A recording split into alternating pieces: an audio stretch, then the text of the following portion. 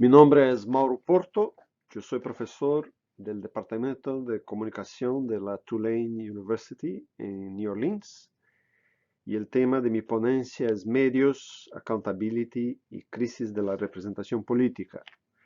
Yo voy a intentar hacer mi presentación en español, pero de antemano pido disculpas por mis insuficiencias idiomáticas.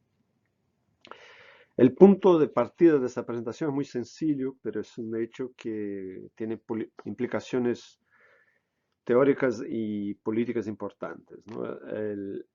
El punto de partida es el hecho de que las democracias modernas y contemporáneas son sistemas representativos. Y por lo tanto, no voy a tratar aquí en esta ponencia de otros modelos de democracia como la democracia deliberativa o la democracia participativa. Pero ¿cómo definir y entender la democracia representativa? En su influyente libro Los principios del gobierno representativo, Bernard Manin analiza la evolución histórica del gobierno representativo.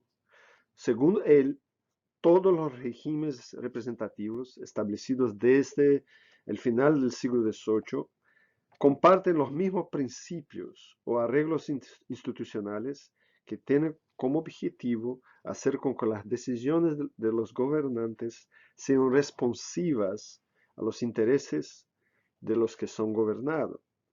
Entre los principios que caracterizan todos los gobiernos representativos, según Manin, está la importancia de las elecciones libres y justas en intervalos regulares, como también la libertad de expresión, debate y opinión.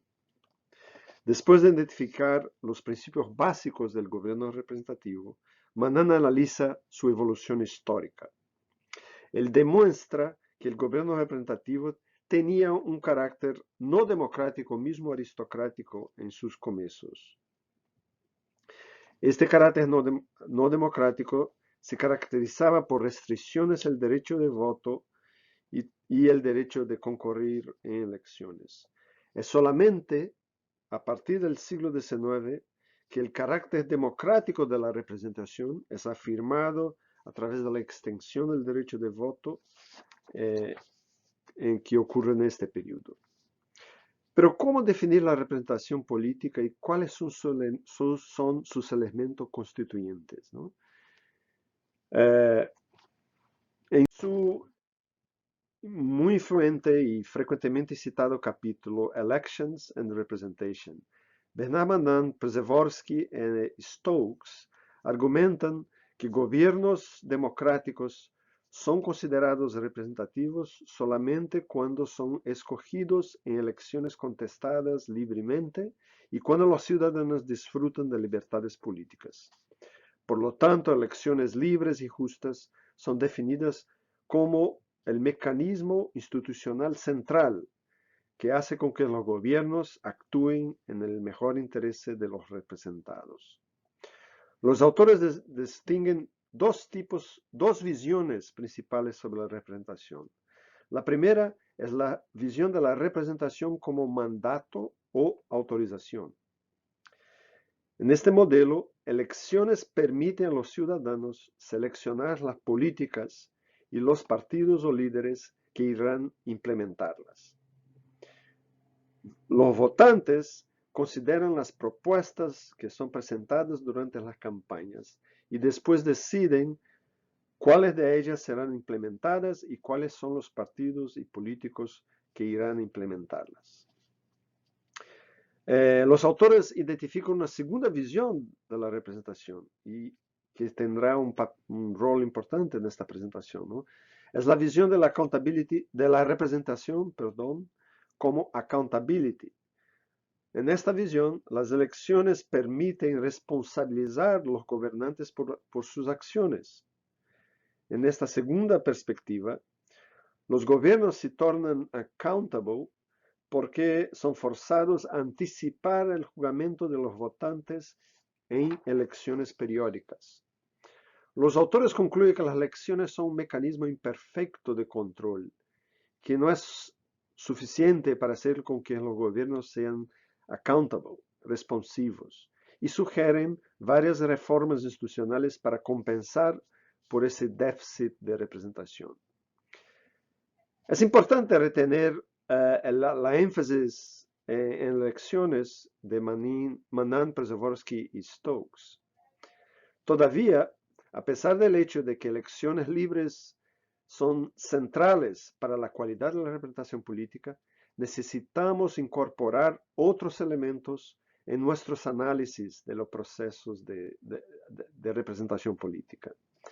La representación, yo argumento, es un concepto complejo y contestado, con muchos significados, y que debemos, por tanto, buscar esclarecerlo, ¿no? Un ejemplo es el capítulo ya mencionado, muy importante, de Przeworski, Stokes y Manan, Elections and Representation. La investigación sobre la representación política raramente ha teorizado de forma sistemática los vínculos entre los medios de comunicación y la cualidad de los mecanismos de control. Por ejemplo, Manan, Przeworski y Stokes reconocen que la accountability no es suficiente para inducir representación cuando los votantes tienen información incompleta. Entre las condiciones que contribuyen para resolver este problema, los autores se refieren al papel, el rol particular de los medios como actores que frecuentemente disfrutan de más credibilidad que el gobierno o la oposición. Entre tanto, los autores dedican solamente 4 líneas al tema y apoyan su argumento con una única referencia que, de hecho, no trata de los medios de comunicación. Es también, aparte de eso, los autores enfatizan el rol de las instituciones políticas y de las negociaciones entre élites, sin presentar un aparato conceptual que trate de los medios de comunicación. Mismo cuando consideran el rol de los medios de comunicación, las teorías de la representación política tienden a presentar visiones simplistas sobre su rol. Un ejemplo es el importante libro de Bernard Manan, Los principios del gobierno representativo. Manan analiza la evolución del gobierno representativo, pero tiende a exagerar el poder y el rol de los medios de comunicación. De acuerdo con el autor, un nuevo tipo de gobierno representativo surgió en las últimas décadas del siglo XX. Manan argumenta que el modelo anterior del partido de democracia de partidos ha sido sustituido por un modelo de democracia de audiencia, caracterizado por la personalización del proceso electoral y por la centralidad creciente de los medios de comunicación y sus mensajes, en cuanto el electorado se torna reactivo, respondiendo a los temas en lugar de expresar sus intereses. El concepto de democracia de audiencia tiene todavía varios problemas, ¿no? Por ejemplo, él no considera otros actores que desempeñan un rol muy importante en el sistema representativo, incluyendo las organizaciones de la sociedad civil o los movimientos sociales que pueden resistir a los mensajes de los medios de comunicación. El modelo de Manan también presupone un rol muy pasivo de las audiencias de los medios de comunicación, ignorando que en algunas circunstancias los electores pueden resistir, ignorar o rechazar las representaciones simbólicas que son publicizadas por los medios de comunicación. Por lo tanto, me gustaría argumentar que necesitamos de marcos teóricos más amplios que teoricen de forma más sistemática la relación entre esferas de representación y medios de comunicación. Hannah Pitkins' análisis sobre el concepto de representación política nos presenta con un buen punto de partida. Pitkin distingue también de modo similar a los autores anteriormente mencionados, las visiones de la representación como autorización y como accountability. Todavía, Pitkin insiste que la representación es un proceso multifacético que va más allá que simples actos de autorización o accountability. Pitkin argumenta que la representación política es antes de todo un arreglo público e institucionalizado, que es muy complejo. Por lo tanto, representación no debe ser vista como resultado de un simple acto o mecanismo, pero sí como la estructura total y el funcionamiento del sistema. De acuerdo con la autora, un gobierno representativo no es definido por acciones particulares en momentos particulares, pero sí por arreglos sistemáticos y de largo plazo. Lo que la autora llama de la maquinaria de la representación es compuesto de arreglos institucionales de largo plazo que garantiza la libre articulación de preferencias políticas de los representados y la responsividad de los representantes frente a estas preferencias. La teoría más comprensiva de la representación ofrecida por Pitkin abre nuevas líneas de investigación. Todavía, aún estamos muy lejos de una teorización apropiada sobre los arreglos complejos e institucionales que caracterizan el gobierno representativo. Como varios autores argumentan, Pitkin no ofrece una teoría sistemática sobre cómo combinar todos estos aspectos del complejo conjunto de arreglos institucionales que caracterizan los sistemas representativos. Solamente más recientemente los autores han comenzado a teorizar de forma más concreta la configuración de estos arreglos, ¿no? Pitkin es una de las autoras que insiste en ir más allá de los modelos centrados en lecciones y insiste en la necesidad de considerar las interacciones que tienen lugar en la esfera pública durante, pero también entre las elecciones. Pitkin también tiene el mérito de identificar otras definiciones del concepto de representación, incluyendo el importante concepto de representación simbólica. La autora define representación simbólica como el proceso por lo cual símbolos abstractos se posicionan o stand for en lugar de una persona o un objeto. Por ejemplo, presidentes no actúan apenas como jefes de gobierno, pero también desempeñan una función simbólica al representar a la nación como jefes de Estado. Todavía, el enfoque de Pitkin tiene limitaciones. A pesar de reconocer que la representación simbólica es una instancia de la representación política, ella limita su discusión del concepto de representación simbólica a las creencias irracionales y a la cuestión de la propaganda política. Como resultado, Pitkin no considera la centralidad de la representación simbólica en la política contemporánea, ignorando el hecho que la representación política necesariamente demanda disputas en torno de la representación simbólica. No existe representación política sin representación simbólica. Aparte de eso, es muy importante analizar cómo los patrones de representación simbólica diseminados por los medios de comunicación afectan lo que Pitkin llama de la maquinaria de la representación. La crítica de Magnus Daunstedt, en un artículo de 2008, resalta una tendencia en la política contemporánea ignorada por Pitkin: la importancia creciente de las dimensiones simbólicas de la política. Según él, el proceso político es marcado por luchas en torno de la representación simbólica. El desafío para las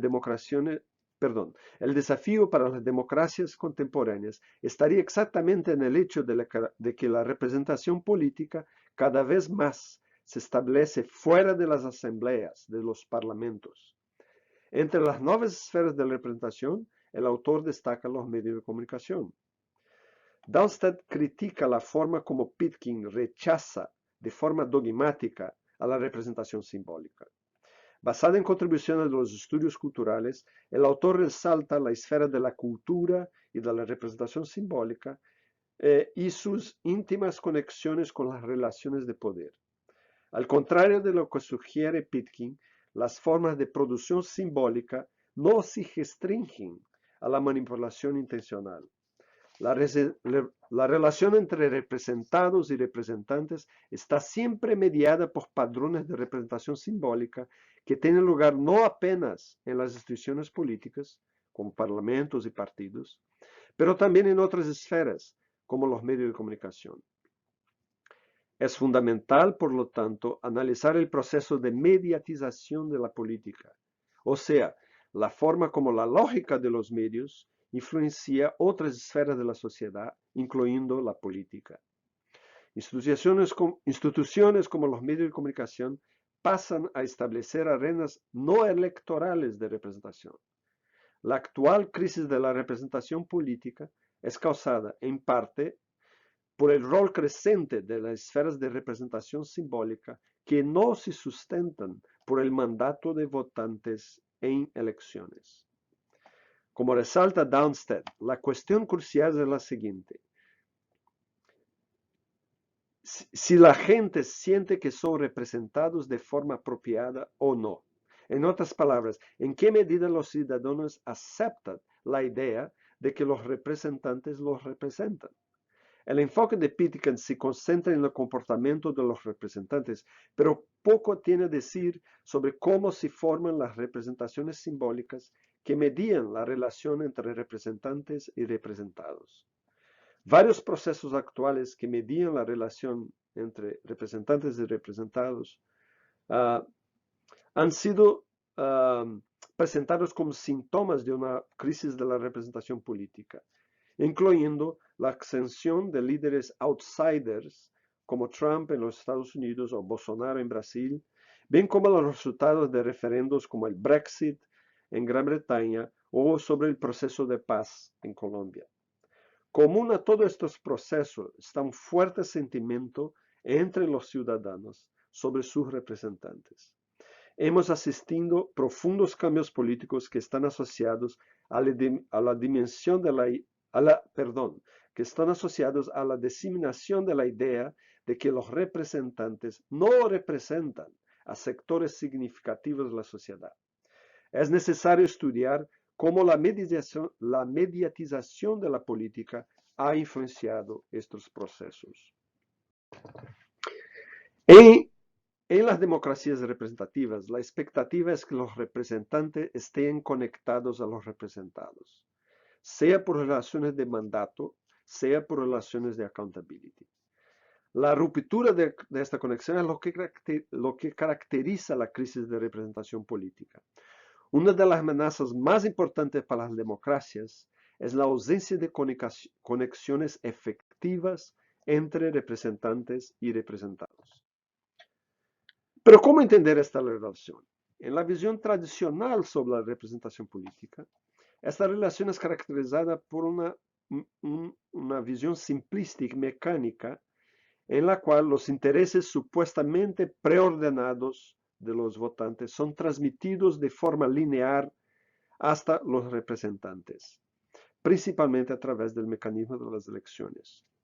Todavía, mismo durante las elecciones, esa relación va mucho más allá de que una simple transmisión de intereses. La relación entre representantes y representados es caracterizada por una paradoja. En el proceso de representación, los representados están ausentes. Después de su limitada manifestación a través del voto, la presencia de los representados en el proceso político tiene un fuerte componente simbólico. Los representantes reivindican representar a los ciudadanos, presentando ciertos representative claims.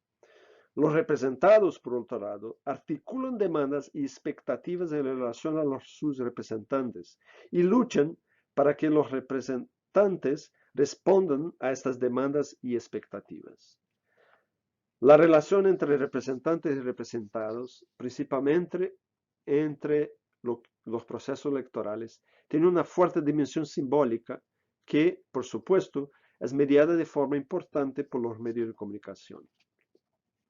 Este enfoque implica que la democracia representativa necesita asegurar que los ciudadanos tienen oportunidades relativamente amplias de articular y expresar sus intereses y, eh, y los medios de comunicación tienen un rol fundamental al determinar cuáles son los representative claims que van a tener más visibilidad y cuáles de las demandas de los representantes recibirán, de los representados recibirán más visibilidad.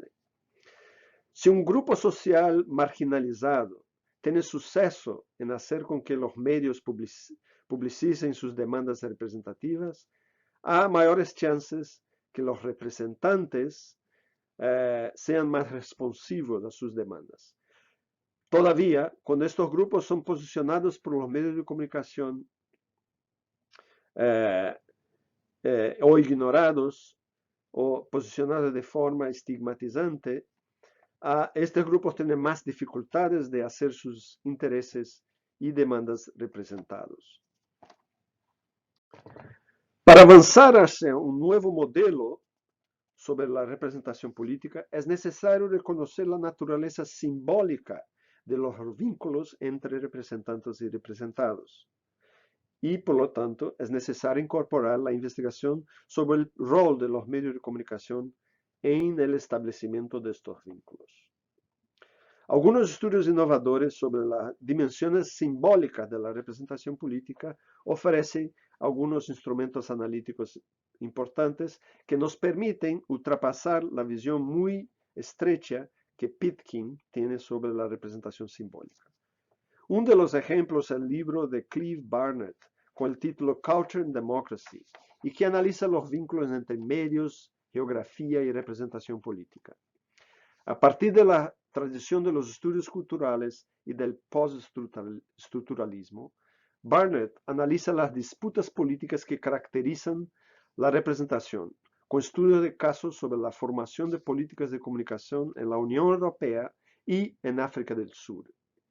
Su perspectiva insiste que la representación política no debe ser vista como una transmisión lineal de intereses preordenados, desde los representados hacia los representantes, pero sí con una serie de complejas luchas políticas y simbólicas que forman identidades y experiencias. Uno de los presupuestos fundamentales de este y otros trabajos es que la forma como uno es representado simbólicamente o culturalmente condiciona cómo él o ella será representado políticamente. Para avanzar de forma más concreta en el análisis de la relación entre representación política y medios de comunicación, propongo enfatizar la esfera de la accountability política. El foco en la accountability política refleja el rol central que los mecanismos de control desempeñan en los modernos sistemas representativos. La responsividad de los gobernantes a los intereses, opiniones y perspectivas de los ciudadanos es una característica llave para distinguir los regímenes democráticos de los no democráticos. Como Bernard Manan afirma en su discusión sobre la evolución del gobierno representativo, es la rendición de cuentas que ha constituido desde el inicio el componente democrático de la representación. Las modernas democracias garantizan que los gobiernos son responsivos a los ciudadanos al establecer diversos mecanismos, como las elecciones, que forzan a los gobernantes a rendir cuentas periódicas a los representados. Pitkin enfatiza este hecho cuando al argumentar que la única manera de demostrar que un gobierno es representativo es demostrando que los ciudadanos tienen control sobre lo que el gobierno hace. Por lo tanto, las democracias modernas son caracterizadas por el principio de que el gobierno tiene que ser responsivo al pueblo, a los ciudadanos. En esta presentación yo voy a explorar las conexiones entre los medios de comunicación y la esfera de la accountability política, resaltando lo que Jonathan Fox ha llamado de la política de la accountabilidad, la arena de conflicto sobre cómo los que ejercen el poder son responsabilizados públicamente por sus decisiones. Y para eso enfatizo tres tipos de accountability que son importantes, ¿no? Si para efectos analíticos podemos empezar con la distinción entre dos esferas fundamentales. De un lado, la esfera del Estado, desde las instituciones políticas y representativas, y de otro, la esfera pública, la esfera de la sociedad civil. El primer modelo de accountability político trata de la relación entre representantes y ciudadanos. O sea, esta es la llamada accountability vertical, una accountability que se establece entre representantes y ciudadanos. ¿Qué es la accountability vertical? Como hemos visto, las elecciones libres y contestadas son el mecanismo básico más importante de accountability política en las democracias representativas. Como argumentan Przeworski, Stokes y Manan en su capítulo clásico, el presupuesto principal que conecta la representación con la democracia es que si las elecciones son libres y contestadas y la participación es amplia y las libertades políticas son protegidas, los gobiernos actuarán de acuerdo con el mejor interés del pueblo. Por lo tanto, las elecciones han sido definidas como el principal mecanismo que permite a los ciudadanos controlar el gobierno, forzando a los representantes a prestar cuentas periódicas al electorado.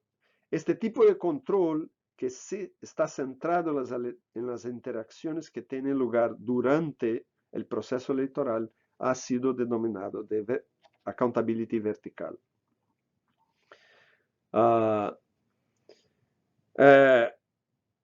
Necesitamos analizar el rol de los medios de comunicación en los mecanismos de accountability vertical, un tema que ha sido negligenciado por la teoría democrática.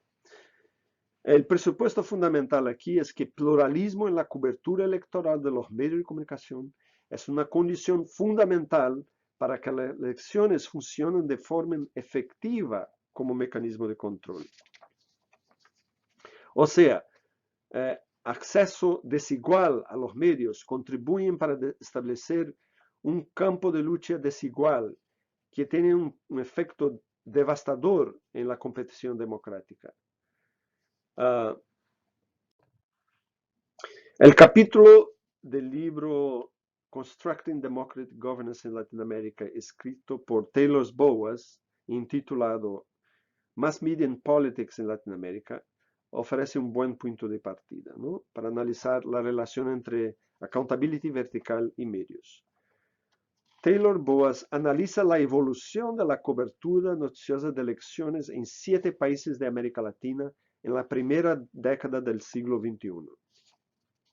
Boas identifica un crecimiento de una cobertura más neutral en países como Chile, Brasil y México. Todavía, el autor identifica niveles mayores de desequilibrio en la cobertura de los medios de las elecciones en países de mayor polarización política, incluyendo Venezuela, Argentina, Bolivia y Perú. La cobertura sesgada y negativa de candidatos de izquierda es particularmente importante en el análisis del autor. El caso más grave sería lo de Bolivia, en lo cual la cobertura de la campaña de Evo Morales en el 2005 fue casi que totalmente negativa. O sea, las elecciones no pueden funcionar como mecanismos efectivos de control cuando la cobertura electoral por los medios de comunicación es sesgada. Muy bien, hemos definido la democracia vertical y el rol que los medios de comunicación desempeñan en este tipo de relación de accountability, ¿no? Pero aparte de la relación vertical entre ciudadanos y sus representantes, hay otro tipo de accountability política que se establece no entre representantes y ciudadanos, pero sí entre representantes del propio Estado, ¿no? Esta ha sido denominada la accountability horizontal.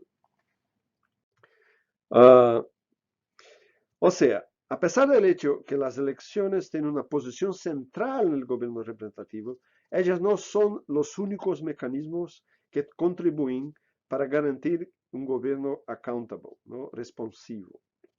La división de poderes entre los branches of government, ¿no? Es otro aspecto importante. El término accountability horizontal se refiere a la existencia de agencias del Estado legalmente autorizadas para actuar, desde el monitoreo de rutina hasta las sanciones criminales o impeachment, en relación a las acciones o omisiones de otras agencias. En términos más sencillos, accountability horizontal se refiere a los varios procesos a través del cual representantes controlan otros representantes, o el sistema de división de poderes. Las nuevas democracias de América Latina han sido frecuentemente criticadas por sus flacos mecanismos de control horizontal, ¿no? En su articulación más clásica, el cientista político Guillermo Doño ha argumentado que la accountability horizontal es tan débil en la región que genera un nuevo tipo de democracia que él denomina las democracias delegativas.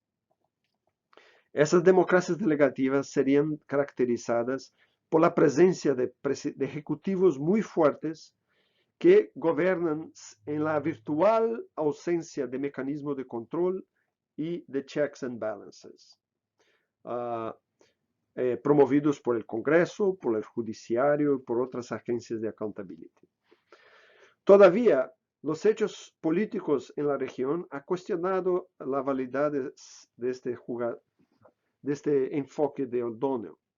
En el libro Presidential Impeachment and the New Political Instability in Latin America, Aníbal Pérez Lián documenta la creciente instabilidad política en la región, como demostrado por el significativo aumento de casos de proceso de impeachment en contra presidentes. Como demuestra el autor, la proliferación de casos de impeachment presidenciales en las últimas décadas ha desafiado la noción de que el Congreso y otras agencias de control son poco poderosas o influyentes, ¿no?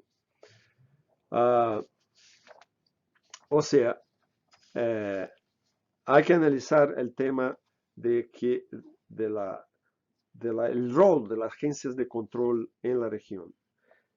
Pero no solo la agencia de control, pero también el rol central que desarrollan, que tienen los medios de comunicación en la accountability horizontal.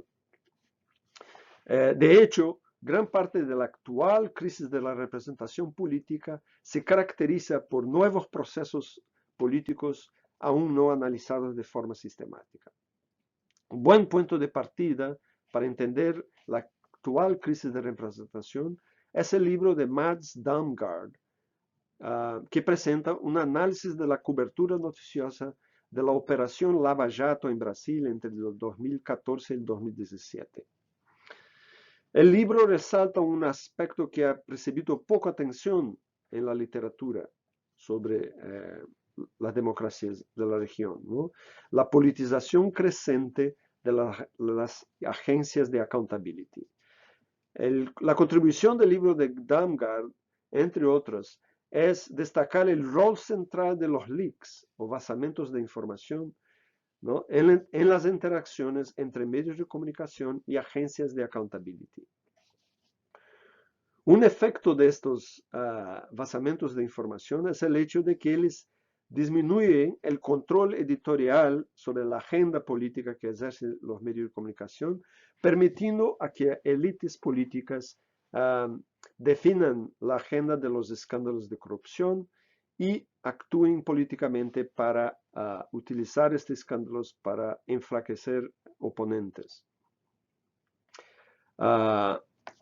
Y como destaca el autor, en varios momentos esta dinámica de los escándalos políticos ofrece a actores políticos no siempre democráticos un acceso muy fuerte, muy poderoso a la esfera pública.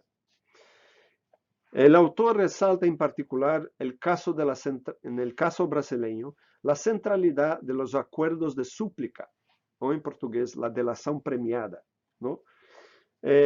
Damgard resalta que jueces y prosecutors del Ministerio Público y otras agencias de accountability durante la operación Lava Jato han tenido en los medios de comunicación parte central de su estrategia política y han utilizado alianzas con los medios de comunicación privados para atingir para ciertos objetivos centrales. Una es mantener la presión en el sistema político a partir de ciertas estrategias de poder, ¿no? Y el otro es legitimar la prisión preventiva de representantes políticos y empresarios a partir de operaciones de corrupción. El libro de Damgard es importante por resaltar las nuevas alianzas que se establecen entre medios de comunicación y agencias de accountability en contextos de fuerte polarización política en que tanto el judiciario como los medios de comunicación han tomado posiciones políticas y en un proceso caracterizado por un creciente activismo judicial. Tales procesos pueden llevar a una mayor responsabilidad de los representantes y a un mayor control social, pero también pueden crear fuertes obstáculos a un mecanismo de controles efectivos y democráticos.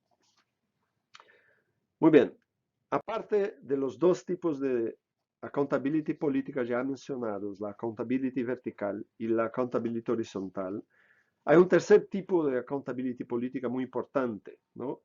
Es un mecanismo vertical, pero no electoral, que se establece entre representantes, medios de comunicación y organizaciones de la sociedad civil. Este mecanismo de control vertical, pero no electoral, ha sido denominado de accountability social.